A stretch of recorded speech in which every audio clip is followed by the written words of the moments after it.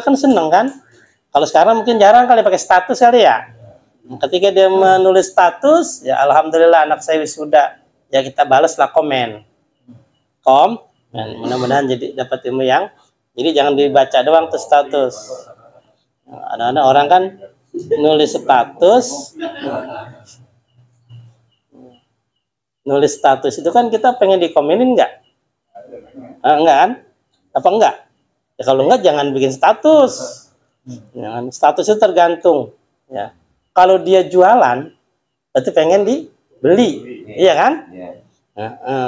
Kadang-kadang ada orang nih, guru nih dikasih hadiah sama murid, jadi tulis status. Ya, makasih nih murid saya Pak Sahadi, sarungnya BHS. Berarti kan yang lain baca kan status saya, berarti pengen dibagi dari gua nih, kan begitu. Berarti ketika saya nulis status seperti itu, berarti saya minta kepada yang lainnya, kan begitu. Ya kan? Makanya nggak usah ditulis status yang begitu mah. Ya kan? Kalau kita kan, terima kasih Pak Sadi telah beli produk saya. Ya, inginnya saya apa berarti? Yang lain beli, kan begitu kan? Nah, makanya kalau ada orang ngasih, jangan ditulis status. Seakan-akan kita minta lagi kepada yang lain. Nggak usah. Kalau kita jualan, nggak apa-apa. Karena memang kita pengen beli orang jualan, ya kan? Terima kasih ya kado ulang tahunnya ya. Itu urus status. Berarti yang lain pengen dibagi kan sama yang lain, nggak usah yang begitu mah. Ya, jadi nulis status itu hati-hati. Ada yang perlu kita tulis, ada yang tidak usah. Ya. Nah, ketika ada orang tetangga kita nulis status kebaikan, ucapin alhamdulillah, ya. Wa in asobathu musibah, kalau dia kena musibah, azaitahu, hibur dia, statusnya sakit, tanyalah sakit apa, kan begitu, kan?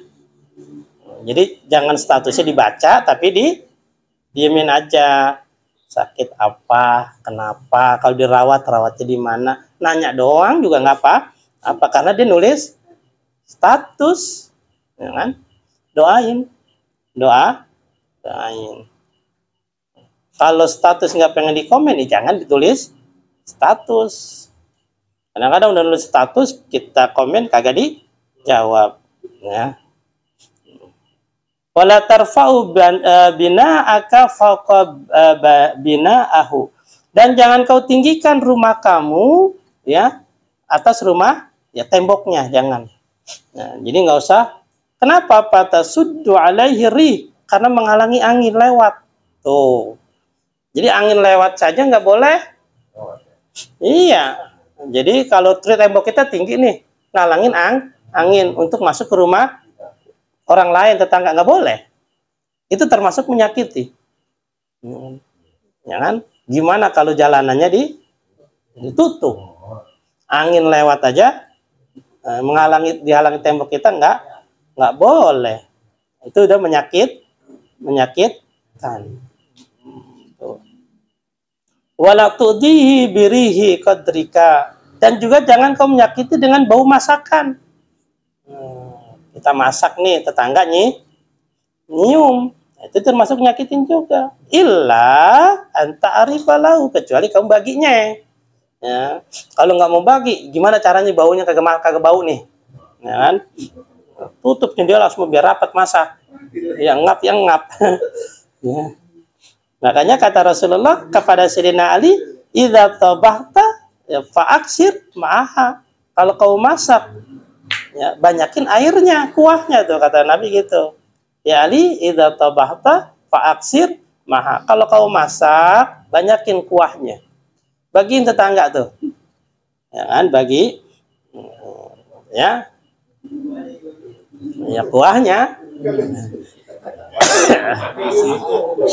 Ya artinya kalau ada bagiin, kan, jangan kuahnya doang. Tega amat ya.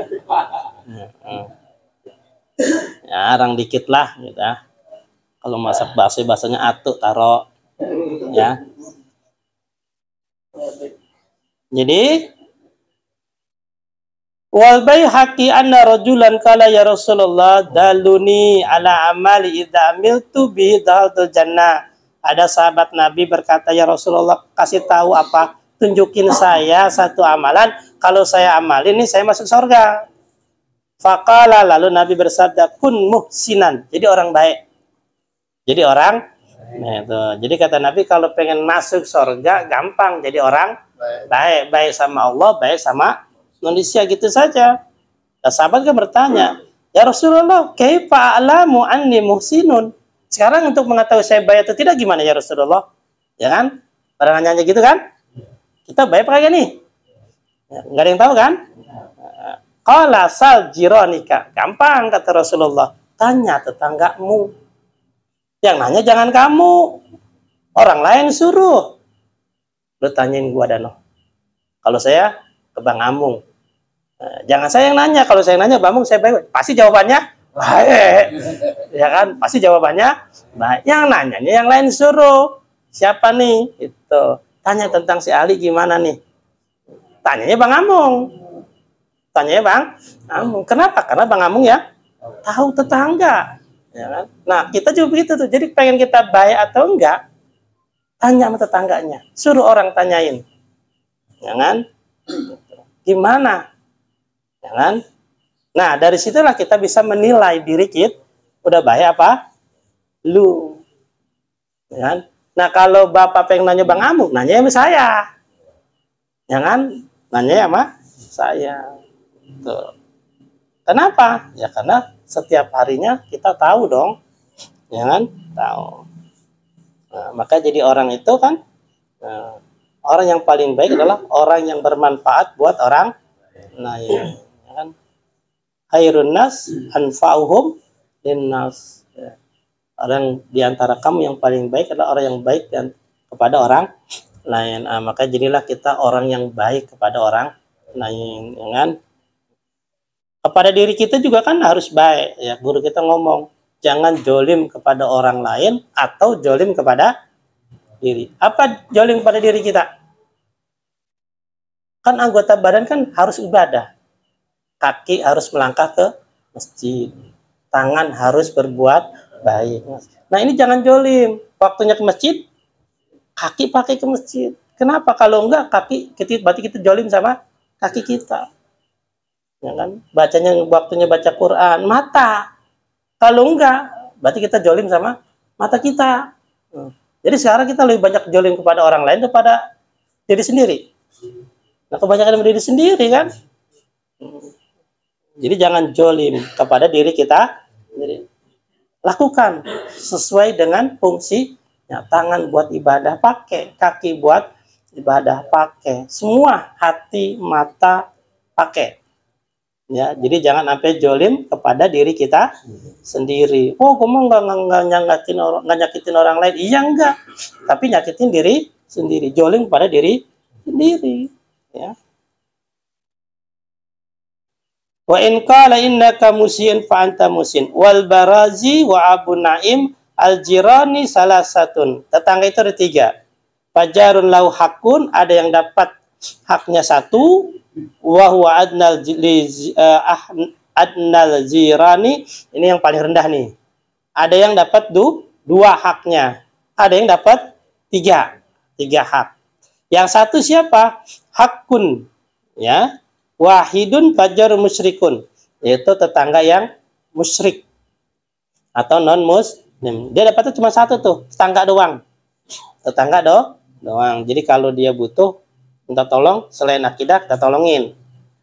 Wa amaladzi lau haqqani, kalau yang 2 dapat hak. Pertama, jara muslim haqqan lil Islam, yaitu tetangga muslim. Pertama, kita bantuin secara Islam. Kedua, karena haknya sebagai tetangga. 2 tuh jadinya. Ya kan? Wa amaladzi salasatun, dan ada yang dapat 3 hak.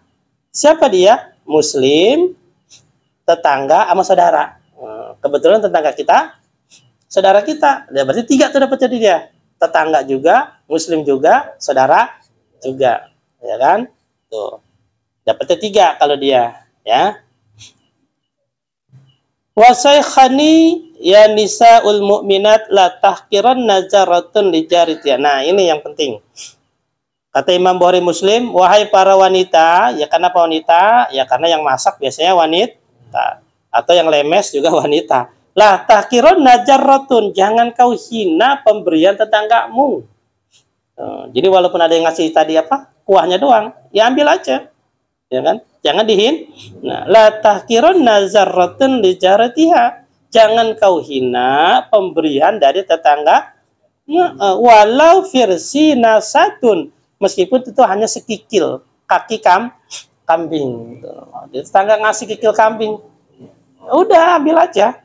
Kalau tidak doyan, ada mungkin suami kita doyan atau anak kita. Kalau enggak, kasih lagi ke tetangga, atau kita buang secara ngumpet jangan di depan rumah. Iya. Pelecehan, ya kan? Coba bayangkan kita kasih dibuang gimana besok? Segen amat bagi lagi, ya kan? Jadi hormatin pemberian orang. Nah, ketika dia beri, makanya kalau Habib Abu Bakar Az-Zabidi, beliau ngasih saran gini: kalau kita dikasih sesuatu sama orang, balas sebisanya. Misalkan nih, dia ngasih semangkok sayur, ya, sayur asam. Ada anaknya, kasihlah anaknya. Yang nganterin anak ini, kasih anaknya 2.000 kayak, ya kan? Kasih, balas. Mau kita makan kayak, kita suka kayak, kita balas kebaikan dia. Nah, makanya kan tradisi kita ini sebenarnya sudah terjadi ketika Lebaran kan? Ini sudah terjadi Lebaran. Ini seharusnya tidak hanya Lebaran. Apapun kalau ada yang ngasih, balas kebaikannya. Sebisanya. Ya ada 2.000 kasih 2.000. Atau piring, kita nggak ada duit, kita punya makanan, kita tuker. Apa nih kita kasih nih? Ya kan? Dia kasih sayur asam, kita punya tempe, kasih tempe itu. Ya kan? Ya mentah biarin dah. Yang penting banyakkan dikit. Ya kan? Yang mentah 2 potong. Balas kebaikannya. Nah, jadi jangan ini udah kagak balas, nyakitin, ngulangin piringnya kotor, ya kan? Jangan bersihin, ya. Ini gitu ya. Jadi hidup bertangga begitu tuh, ya begitu. Gitu. Jadi nasib kita itu tergantung sama tetangga kita. Jadi jangan sombong, yang sholatnya banyak, sholat tahajudnya rajin, puasa sunnahnya rajin. Ingat tetangganya kalau menderita. Nah, ini ada sebuah cerita di sini. Jangan cerita ya ketika ada seorang pergi haji. Ya. An Abdullah bin Mubarak annahu qala faraqtu minal haji. Beliau selesai haji ya, lalu tidur tuh di Masjidil Haram, dia ketiduran. Lalu dia mimpi bertemu dengan 2 malaikat lagi ngobrol di langit tuh. Ya, yang satu berkata kepada yang lain, berapa jamaah haji manusia sekarang yang pergi tahun ini nih? Ya, mungkin ini tukang ngitungin haji kali ya. Ditanya, dijawab, Sittina mi'ati alfin. Ya, ada 60.000. 600.000. Sittina mi'ati alfin, ada 600.000. Lalu yang satu nanya lagi, kam qabala hajjuhum. Berapa yang diterima sama Allah? Dari 600 orang, dari 600.000 orang. Lam yakbal hajju ahadun. Gak ada yang diterima itu juga. Semuanya lolos, kagak ada yang terima. Dari 600.000. Sumakala, tapi ada satu. Lakin rajulu fi Damaskus, orang Damaskus nih. Orang Damaskus. Kerjaannya ya siful na'li. Tukang sol. Tukang sol sepatu, tukang sol sendal. Ismuhu Muwafiq, namanya Muwafiq.